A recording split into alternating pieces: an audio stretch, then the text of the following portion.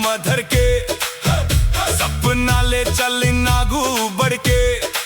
सवाल पूछना अपराध नहीं है, सच के रद्दा छोड़ वो नहीं है।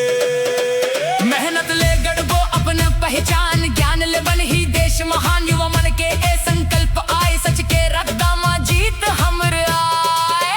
अरे सुनव रे सरकार, युवा मन के सपना छन करो बेकार। शिक्षा रोजगार न्याय के बाद यही मांग थे देश के जवान।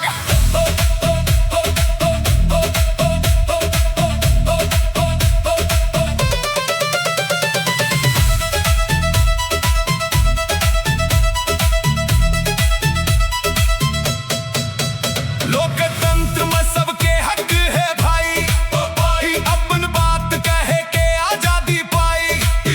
नफरत नहीं बदलाव चाहिए, सच और न्याय के रद्दा गड़ाही। मिलके गाबो एके तान, देश बन ही सबले महान। शिक्षा के जोत जलत रहे ये, हर सपना अब सच होत रहे ये।